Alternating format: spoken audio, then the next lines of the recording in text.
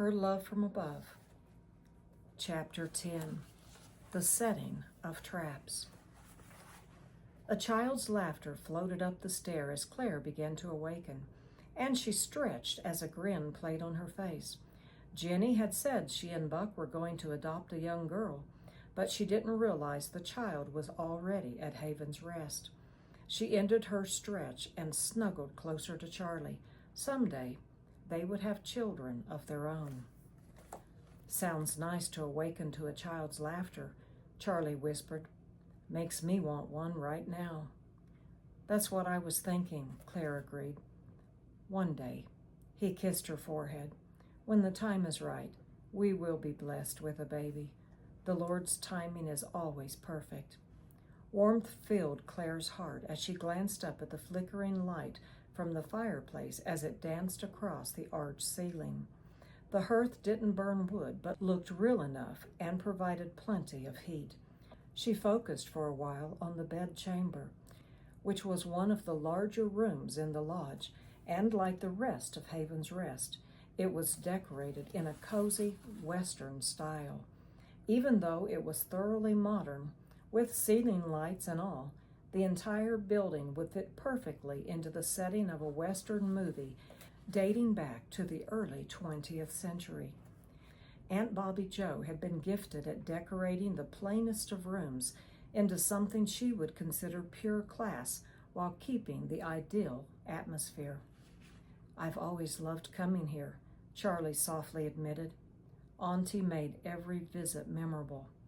I'll miss her, but I can see her in nearly everything." Claire glanced in his direction and noticed he was also admiring the bedchamber.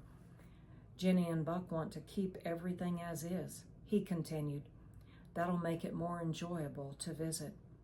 I don't know how I would handle a complete overhaul of the place. There's always been something homey about Haven's Rest." He raised himself slightly upward and looked down at her. "Now, about those babies."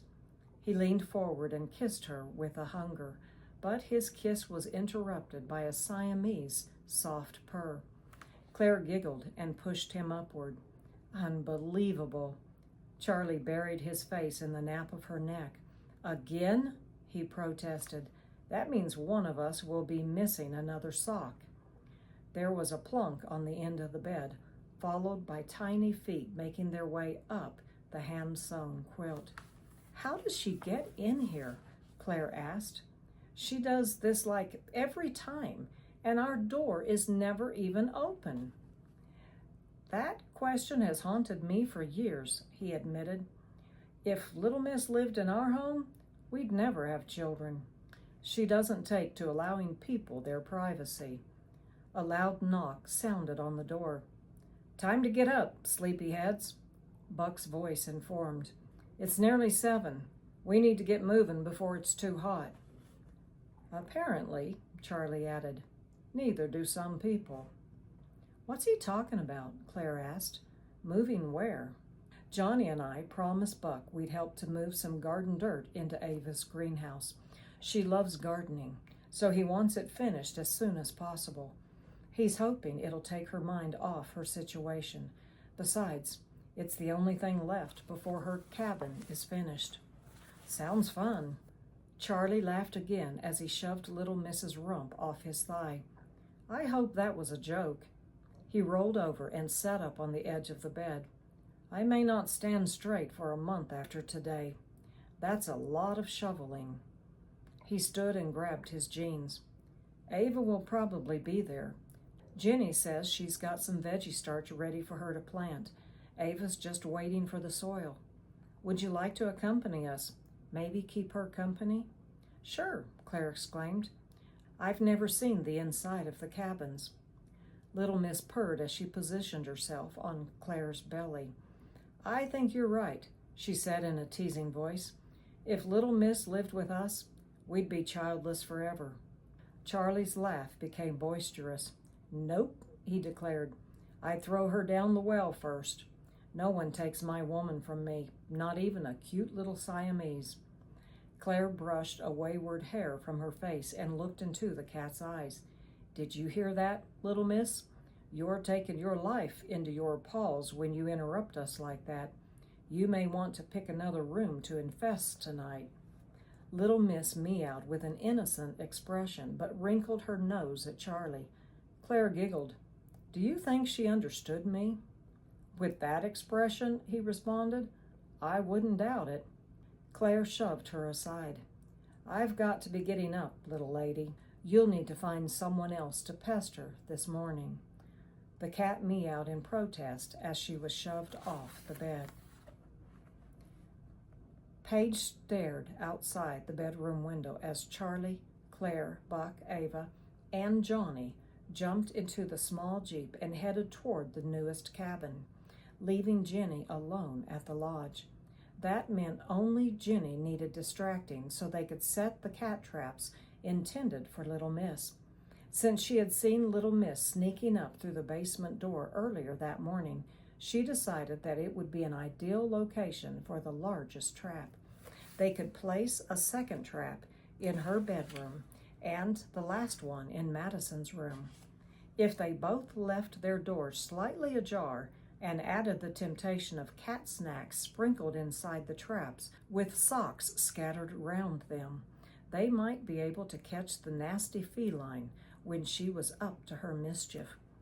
As she watched the Jeep drive out of view, she noticed Jenny, dressed in a lightweight jacket, gardening hat, and gloves, stroll toward the landscaped fish pond area to the east of the property.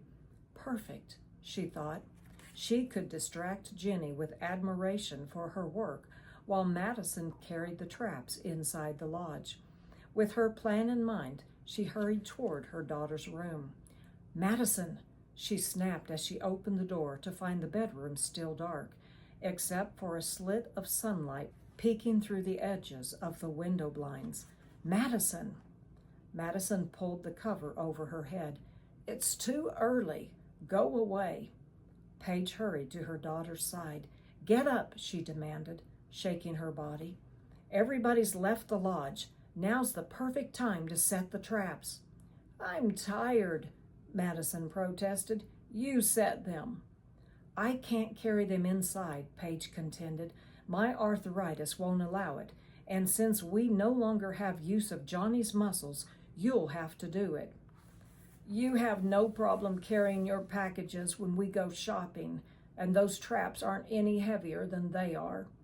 "How dare you speak to me that way?" Paige scolded. "I'm your mother, and unless you want to be married to that abusive, womanizing man for the rest of your life, you need to help." Madison didn't move or acknowledge her words. "How many times have you caught him cheating on you?" Paige asked. "This is the only way you can afford to leave him. You need to get out of bed and do as I say." Madison groaned. "Now!" Paige yelled as she abruptly yanked the curtains back and opened the window blinds. "I will distract Jenny as you bring them in. Put the larger one in the basement and the other two in our rooms." Madison groaned again as she covered her face with a pillow. "You know I can't." "Get up," Paige ordered through clenched teeth. "Now!" She jerked the blanket off Madison's body and loomed over the bed. "It's you and me now. We've got to work together on this, or it'll never work. After last night, we know Charlie wants to let them continue running this worthless place. They'll keep it going until all of Auntie's money is gone." "It's a disability," Madison moaned. "You know I can't get up before—" "Now," Paige screamed. "Get out of that bed right now, or I'll throw a cold cup of water over you like I did when you were young. If you're going to act like a child, I'll treat you like one. We must deal with those stupid traps and drive to town to find an attorney and investigator before it's too late." Madison rolled over and sat up on the edge of the bed because it was pointless to argue with her mother when she was in this kind of mood. Paige threw Madison's clothes at her. "If I can get up this early, then so can you. Hurry and dress. We may have limited time to get this done." "Why can't I distract Jenny and you deal with the traps?" Madison muttered. "Because that's my part in this," Paige answered brashly. When I was praying this morning, the Lord gave me the perfect plan. I am to distract Jenny, and you are to place the traps in their places. When I come back inside, I'll help you with the rest. God doesn't want us to suffer because my aunt is stupid, my cousin is selfish, and you married an abusive jerk. The Lord will protect us in this, but only if you do as I say." Madison grabbed her clothing and began dressing. She didn't have a relationship with God, but when his name was used, she felt obligated to follow her mother's directives. Once they took the diamonds from the cat collar, along with whatever Auntie allotted them through her will, she would reconnect with her last lover, the one she broke up with 2 months earlier. He made decent money, not as much as Johnny, but he would be an adequate replacement while she looked for another. Anything, she told herself, would be better than living with her mother. "Why are you loitering?" she heard Paige demand. "Loitering," she repeated out loud. "It's only 8:30. My brain doesn't begin working until noon. You know that, and I still don't see why." Paige glared at her. "If I have to do this all by myself, then I'll keep all the money for myself as well." "I'm coming," Madison moaned. "I'm coming." She slipped into a pair of house shoes and followed her mom out the door. Arden bent down and took the small wooden lockbox that housed Aunt Bobby Joe's family heirlooms from Paige's suitcase.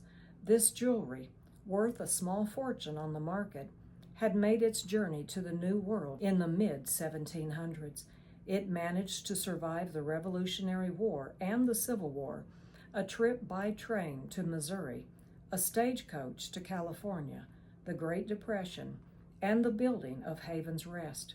Every time Bobby Joe was ready to sell one of the heirloom pieces to provide the necessary funds to help maintain the ministry, the Lord supplied her needs through another means.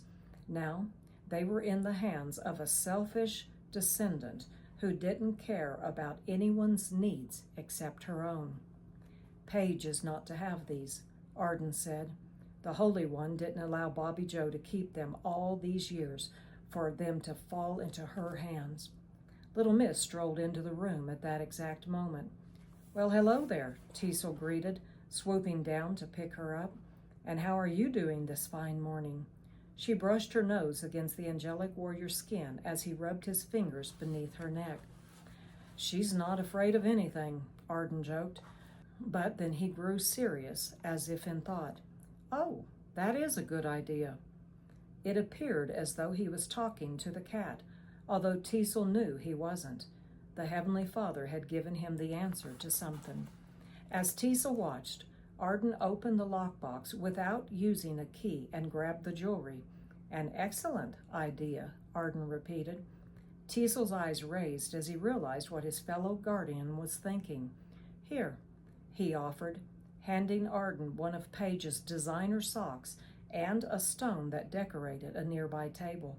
The stone was beautiful, but not unique to the mountain property, and he guessed that it weighed about the same as the jewelry. Unlike the heirlooms, it could be replaced easily. Arden burst out in laughter. "This is priceless. I wish I could be there when she opens it. But, alas, some of us have work to do." He placed the stone inside the lockbox without the assistance of a key and lowered the sock filled with jewelry to Little Miss. "You're a better caretaker of Haven's Rest than Paige would ever be," he said. "Why don't you find a more suitable place for this?" As if on cue, Little Miss grabbed the heavy sock and dashed toward the door. Arden returned the wooden lockbox to the suitcase as Teasel followed the cat. He would assist her if necessary to ensure the jewelry landed in an appropriate location. As he watched, however, the Siamese cat reached up, circled the rubbery part of her paws on a door handle, and nudged open the door to Charlie and Claire's room.